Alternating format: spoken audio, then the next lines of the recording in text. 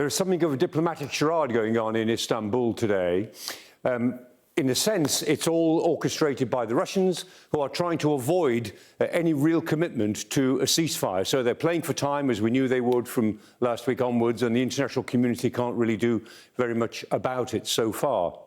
In a way, Marco Rubio, the American Secretary of State, said about a month ago, we'll have no more negotiations about negotiations, no more talks about talks.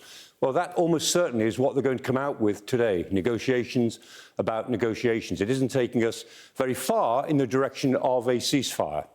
Meanwhile, the war itself keeps on moving. And so the Russians have put a great deal of effort into attacking always on the southeastern front, that big semicircle in the southeast. And in this area, they're replacing their battlefield losses now. They're bringing people in with only a month's training and throwing them straight into the front. And that whole front has been alive now for many, many months. Now, as we get into the campaign season, the Russians will push even harder. And so they're making some gains around Lyman. They're making some gains around Toretsk, but the Ukrainians are pushing back. The Ukrainians are still holding Pokrovsk, even though the Russians have tried to get all the way around it, but they still can't. And the Russians themselves still can't take Chasiv Yar, which is a really important centre for going northwards to take the whole of the Donbass. Here's the key thing.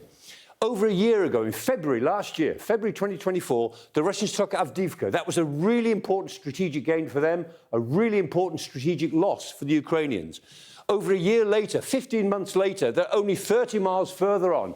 They still haven't taken Pokrovsk. That tells you all you really need to know about what's going on in the war. It's a bit of a stalemate.